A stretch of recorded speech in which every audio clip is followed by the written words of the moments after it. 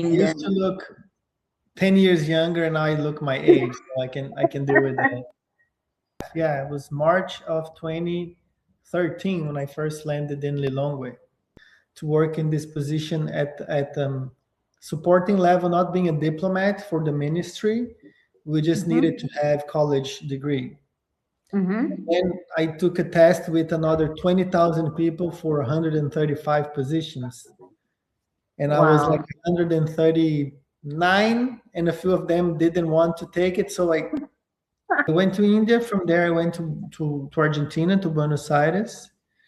And then when I was in Buenos Aires, a former colleague at the embassy in Delhi had been invited to be the first ambassador in Malawi and to open the embassy. So he invited me to join his team. Wow. That was in 2012, early 2012. And then after the bureaucracy and everything in Brazil to set up, like to open this new embassy through Congress and all the decisions that had to be made. After that was finalized, they sent me with another older, more experienced Brazilian officer to find the place, find the people, buy the materials, and get everything set up. And then the ambassador arrived in, I think, August of 2013. And by November, we had his residence set up. And a few months later, we call the consulary, the office of the embassy itself. And there I ran the day-to-day operations as head of administration. But for a while, he was the only diplomat. So anytime he was out, I was also in charge of whatever was necessary, but I would not by myself do the diplomatic work. That was brought me to Malawi was this challenge of setting up a new office, even though it was a small one, but still. We had been, as Brazil as a country and at the government, expanding our presence everywhere in Africa. And so it was part of this wave of new embassies in Africa. Why Africa? It was one of the last frontiers, in a sense, for Brazilian embassies, right? We already had a good presence in South Central America and in Europe and in the major countries in Asia. And I think part of the culture of the government at that time was to expand relations with the African countries too. So culturally also. Okay. You could say in terms of economic cooperation, we had a lot to offer because we had been developing lots of technology in agriculture, and we have much more similar weather and soil to Africa than Norwegians would have, for example. So their experience with technical issues in agriculture would not serve Malawi very much. But we could at some point have a three-part agreement where they would help with funding, Brazil would help with expertise. So that was something that would be feasible for us to offer. But it was more a political move than an economic move, that's for sure, for Brazil to have a presence in Africa.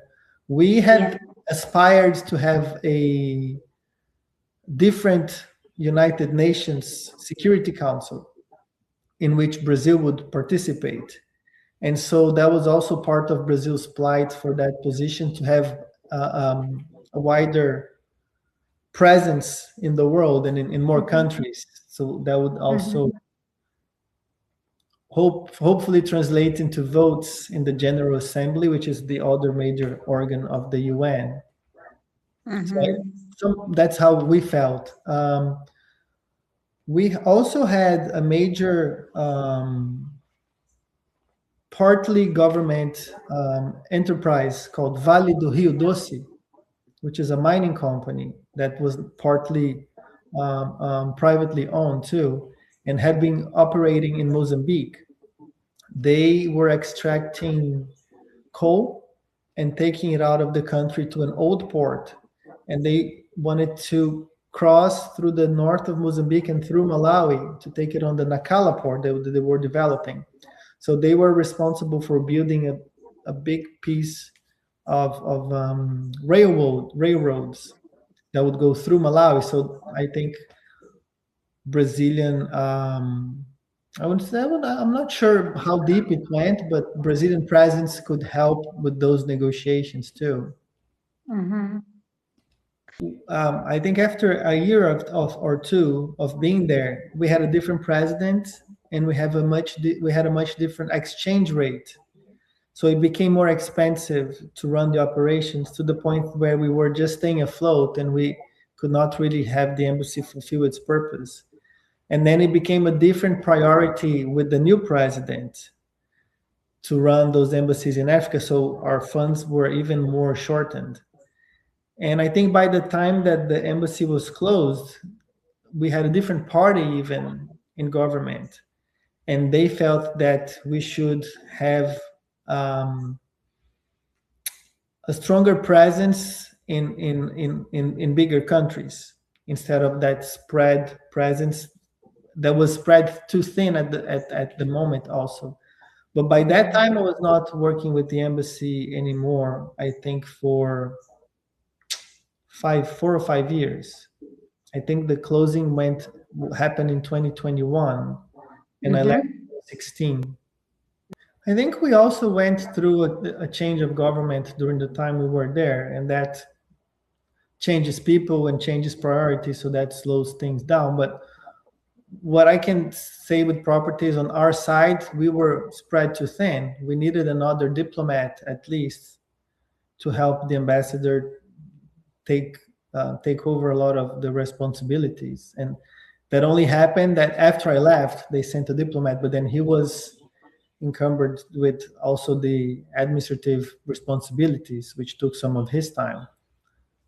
So it's hard to say if it was our lack of personnel and funding to propose new things, or if it was the Malawian side as well. It's hard to decide. Yeah, we're both lacking. I came to Malawi from Buenos Aires, from Argentina, which is a big city, more like an European city in a colder area. And before that, I was in New Delhi, India, which is another planet. But before New Delhi, I was in the middle of Brazil, in Brasilia, which is our capital. And if you look on a world map, it's almost the same latitude as Lilongwe, and it's almost the same altitude as Lilongwe. So we had very similar climate and vegetation. So landing in Malawi and Lilongwe in Kamuzu International Airport, as soon as I got out of the airport and I looked outside, I was like, oh, this was like home. Yeah. Yeah, because it looked like home, and I had arrived in March, and it was like had just gone through the bulk of the rains, and everything was green and lush, and even what happened afterward when it gets dry, and it's the same thing that happens to Brazil, and that's where I lived 27 years of my life. So I felt very, very comfortable, and then everything was a little different, because it is. But right. I was very excited because professionally it was a different challenge. Malawi had always had this reputation of being I'm getting words in Portuguese in my head, of being very welcoming to people, and I felt that very welcoming. Oh, okay. Yes, from the African people and from the Indian people that had been in Malawi for generations. I always felt very welcome, and I always felt very safe, and I liked just the playfulness of people, and I just felt very much at home. It was personally for me, it was complicated times, because I just went through a divorce after a few weeks of arriving in Malawi, and my boss, who had been living, had experience in Africa and was supposed to be there at the same time, only came. He was also a personal friend. He only came 3 months after that. So it took me a while to kind of find my barriers, but quickly I Yeah. made great personal friends such as you, and it made my life there much more enjoyable. Yeah. Meet people and you start conversations and you're open to them, and if they're open to you, it just happens naturally. So at least that's what happens with me. Uh, um, I would say Malawi gin, it's always helpful. Yeah. Live music is always helpful. Yeah. Being outdoors, it's always helpful. Going to the lake. So I think being Yeah. being a foreigner too, people sometimes come to you with more curiosity, so that sparks more conversations. And if you're open and willing, you listen to people call you my friend very often, or Do you boss. find that there's racism in Malawi? What is racism for you? In which sense? That So people racism, think you or something because of how you look? I don't know. So I was yeah. coming from two countries which would be considered more racist than average, which is India Mhm. and Argentina. Yeah, so I could say that I didn't feel racism in Malawi. I just felt different because I was, but I Yeah. also felt welcome because it was easy to find what's in common. What I felt sometimes was, but I don't know if I would say racism, but the racial tensions between the Indian migrants, Pakistani or Indian, mostly Muslim, so but before the partition, and Mhm. the Black African originarian peoples. It was more an issue of economic difference, Mhm. social class, than a thing of racial, Okay. but it ended Yeah. up being like divided alongside those two specters of economic and the fact that if you come with the money to pay, you're welcome at any place. It shows that it's not an issue of racism to begin with, right? Because it's an issue of economic power, of purchase power. So that's how I would see it, and that's the case almost in every country where there are a lot of people coming from abroad for companies or NGOs from places that have a stronger currency. And if you come to a country that's so rural, it's also hard for you to, I wouldn't even say adapt, but to find your place. So it's easier to find your place with the people who are in your office or who have come from a similar place. I think that's mostly the if you see it from the perspective of the person who's coming into Malawi, unless they're going to go live in a village like they're working for the Peace Corps, the American program, something like that, you tend to start your social interactions with the people you work with or the people who are welcoming you. Most of them come from European countries Yeah. where the population is very of African or black people is very small. Yeah. And I come from Brazil where it's mostly mixed race people and then black people and then white people, I think, Mm-hmm. in terms of the demographic, even though it's also economically separated almost on Right. the same line. But Yeah. but I think the ways of being and in the cultural presence that has come from Africa in Brazil is you can't even compare to anywhere in Europe Yeah. or Asia. Yeah. Yeah. One thing that helps me when thinking about how to observe people's cultures when you want to kind of put them in a box is that you have different lenses with different colors, and those are over the whole country.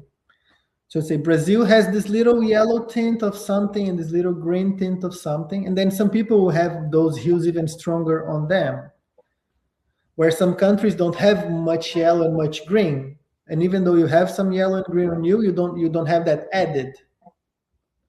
So I think being from Brazil gives me that possibility of already being more comfortable around a different culture or more African culture or more open and expansive. And then on top of that, there's my, I don't know, my the way I was brought up by my parents. And then there's whatever I just brought from myself, what my spiritual content has already been. And then I probably have made the point in my life of trying to not break myself into different personalities depending on the roles that I am doing. Or like in the professional sense, I'm in one way, or with friends, I'm in one way, or with people that I think are more powerful, I'm in a different way. So I've always tried to be what I thought of myself. Of course, being mindful of where I am and what I'm doing, but trying to keep true to that inner voice and not so much of what other people's expectations or the result of my actions, if they're going to get me something or not. So I think that plays a role into how I relate to people. I started a relationship when I was in Brazil, and we dated for about 3 years. And then when I decided to apply to go abroad and that we would come together, we married formally to make operational procedures and passports and everything more easy. And so she came with me to Argentina, to India and to Argentina. And our relationship was a little rocky. And by the time we got to Malawi, where we thought we would be able to have things going a little better with our friends that were coming from India, the timing was all off, and we decided to separate a few weeks after coming to Malawi. And so I had a few harder months than expected, also adjusting to that and being in a new place and with not really anyone that I knew, and not even like when you come to work for a place that's already established, you have people that have been there and they will introduce you to people and to services and everything. And I kind of just had to land and find things by myself. So that was a learning curve, but also led me to a lot of interesting places and people and experience that I wouldn't have had. And then I got to know a little bit of the longest nightlife for a few months. And then I met someone that had more similar interests with me and who also had a child who was young. And so we were together for about a year or so. And something difficult happened in my life again. My mom passed. And then in this relationship that had already started getting a little bit rocky, we decided to separate again. So I went for a few difficult months again, but those led me to meet my current wife, with whom I have 2 kids. It was during 2015 Lake of Stars. Yeah, we had been approached by the organization, I think around March of 2015, to see if we could help getting someone from Brazil or some sponsor or something like that. And then the ambassador suggested that I could DJ Brazilian music. And I said that probably wouldn't work, but after those changes in my life, I approached them again and said that I would be available, and then we made it work. Okay. I found Malawi as a country very welcoming and easy to navigate at the time. So even traveling by myself on a car, I never felt unsafe. except for the roads, and I hear that that's gotten worse in some places now. That was more than 10 years ago. A lot more cars, especially since the changes in tariffs for imports that happened, I think, at around 2016, 17. So in 2013, it was much more chill to drive around. Yeah. Yeah, so now it's been 4 years since I left Malawi. After I started this relationship with my wife, Kate, I decided to take a leave of absence from my job, and then I got a student visa to come to the US. So that was in 2016. When I first arrived in the US, I did 1 year of courses in a community college. I was thinking about doing something in the field of health. So it was a departure from what I had my degree before. And I ended up joining the School of Public Health at the University of North Carolina to do a master's program, which I finalized in 2019. And then by that time, Kate had gotten, thank you, had gotten funding to come do research back in Malawi. And so that's why we moved back in I think in August of 2019. The idea originally was to stay 3 to 4 years, but 6 months after we arrived, we had COVID. And then by then we had started fostering Amara.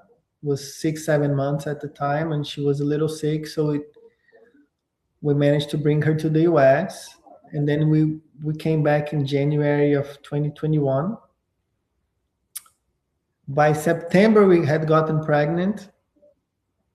And then by November, we found out that our daughter was going to have Down syndrome. And so instead of having the baby and coming back to Malawi, we decided it would be best to move back to the US.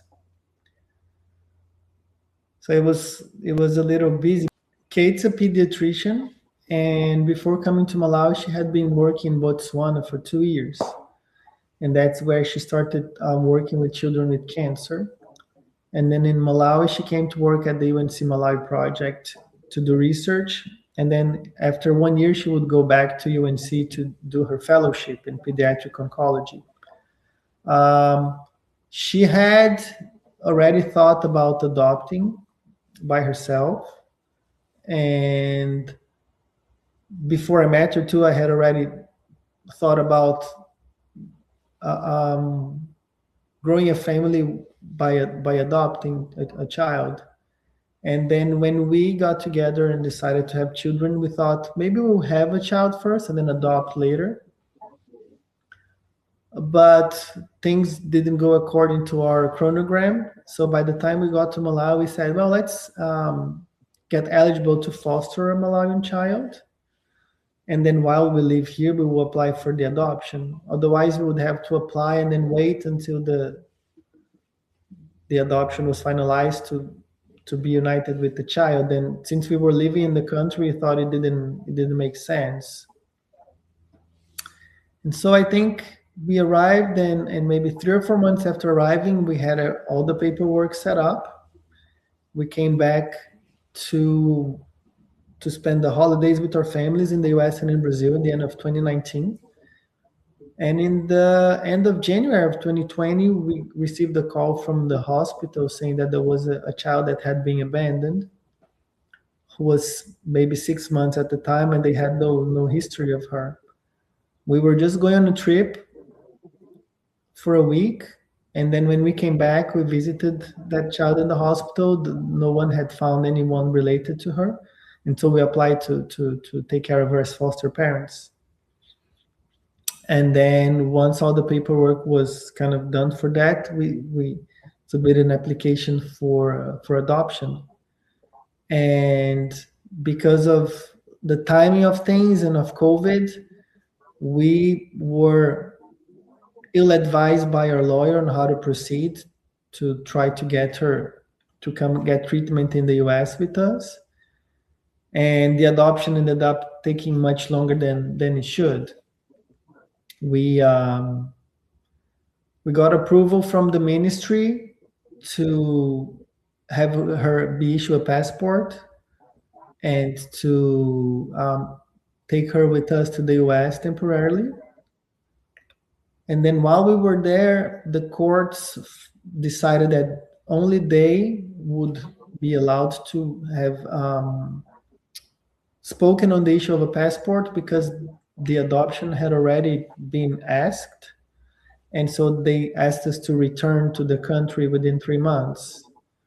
So we came back, and then they said, just to make things clear, that they wanted to investigate what happened, but because it was the government investigating the government and with us around it, it just never happened until we started pushing for the police to come and look at it. And so by, I would say 7-8 months after we were back, that was finalized, and we were able with another lawyer to restart the process. And so in the end of 2021, we were granted her adoption. It was such a extraordinary circumstance that we were not foreigners trying to adopt in Malawi. We were foreigners living in Malawi with residence, visa, and work permits, trying to foster and adopt, still living in Malawi. And then we had COVID in between, which made us want to try to get her out of the country because we couldn't travel to South Africa, which is where people normally go when they have something more urgent or complicated to treat medically. And we were afraid that she might have something like that. So we tried to take her to the US. We wouldn't know for how long. Nobody knew at the time. We managed to go out in an evacuation flight that the American embassy organized with Ethiopian Airlines in the end of April. So I think that's a very sui generis, a very one-off situation that's hard for us, to advise people on. But we met several people who were very correct and doing great job with orphanages and helping families. And I would say that we have more positive examples of people working with the adoption than the negative. And for us, since the child that came through the hospital, we didn't really have a connection to anyone who was involved in taking care of children in, like we call, risk situations in this difficulty.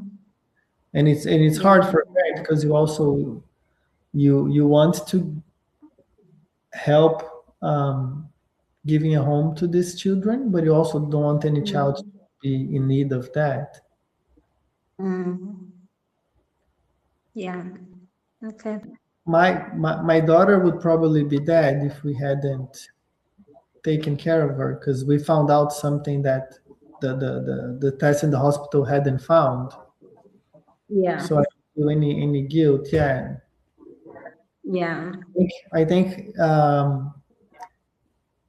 you will have people who view that interracial adoptions shouldn't happen. We have read about it, trying to educate ourselves too, and it's a point of view. There is no really science or wisdom decide one way and another, and each situation is so individual. I think for us it's a challenge every day because we are not in neighborhoods that are mostly black or even 10% black where we are, and she's in a school, Montessori school, that has maybe 4 or 5 other children. So maybe 2% of the children are black in that school. And she's in an age where it's going to start to matter for her to see more people that look like her. But at the same time, she knows that she's from a different continent, and so is her dad, and we have different languages. So it's part of our family. It's not just that one thing. It's one of many. And her sister has a totally different way of being too. Yeah. We're all one of a kind in our household. Because there are many things that happen with the different genetic makeup. You could say it's a spectrum, but it's several spectrums of these different issues that happen. So some of them are physical, some of them are physiological, some of them are mental and developmental. So it varies a lot. The main issues that kind of affect their day-to-day life or their muscle tone, which is different, and it's not just the external, it's also the internal muscles. So going upstairs is harder. Their muscles are not as tight as ours, just in resting phase. And also their internal muscles don't work the same. So all the issues with digestion and evacuations are also different. Um, so it makes it hard for them to go up steps until they're like 4 or 5 years old. Their joints are more loose. So there's a lot of things that change how you are as a child and how you relate to other children, and everything so physical. And then there's learning difficulties. There's because of also the muscle, there's difficulties in moving the tongue and making the sounds in speech. And then some physiological difficulties. Their ear canal is smaller, so it's harder for them to hear sometimes. They're more susceptible to infections. And so those the breathing too. So their immune system is weaker. So there's a lot of small things, and those vary among the children too. And then there's heart defects that happen in the gestation process that leads to early heart interventions, and a lot of them just they have to cut their old chest and open. That's what happened to Isabel when she was 4. And so a lot of those things interfere They how had they to have. She she had to had have open heart surgery Okay. before 4 months. And then the level of early interventions, we say, in terms of therapies and support that they get in the beginning of their life really make a big difference in the rest of their lives. So those were things that we know we would be able to have here. And with Kate working for the hospital, we would have also more support in paying for them, because here in the US, that's a big issue too. So we can say she's developing greatly. She is going to turn 4 in a month. And looking at her, you would think she was maybe 2.5 to 3. She's smaller, and the way that she kind of understands things and moves about. But she's just amazing. She brings joy to all the people she meets here. She's very kind and funny and loves music and dancing. What are the conversations that you've had with each other and with yourself as well, like just internally?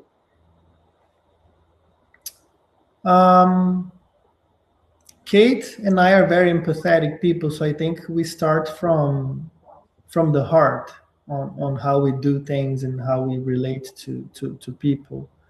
With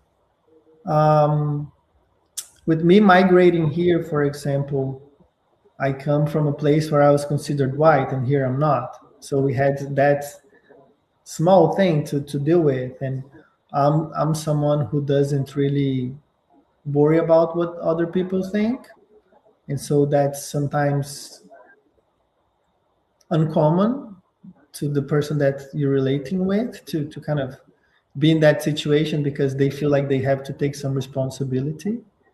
And then I think bringing a child of a different race to the mix and coming to another country, we just had to be open and loving within our own nucleus. And then the people who would see that and feel that would feel welcome. And the people who would have any issues with that would just kind of move away. And that's how we've been dealing with. We don't really worry too much about criticism. And because we're so open, and I think because the children are so joyous, I think we mostly see people smiling at us. And now, especially with the little one that has Down syndrome, and it's so cute and it's so open, it's always, we say it's not that she's brave, but she's she's reckless. She doesn't understand the dangers on things and social codes and when to go to people or not. So even those innate things that kids have, she doesn't have. So we have to be more open, and we have to say, yeah, that's how it is. She might sit on her lap. I can take her now if you're not comfortable. And just instead of judging and saying, no, this is wrong and this is not how it should be, we're kind of trying to be open-minded and allow people that space to also be open-minded, because if they see that we're comfortable, it's more likely that they are too. So we try to be more bringing that level of comfort to people, because that's what we try to do in our lives, and then whoever is comfortable will integrate. Right. Yeah. So that's what we try to do. We know that there will be different opinions, and people are allowed to have their opinions. Right. And then if they want to act on their opinions, then it becomes something to deal with. But until then, we're just each being more, I would say, guided, but judged by what we have in common, and by the values that we have and how we espouse them, and then our actions that are in accordance to that.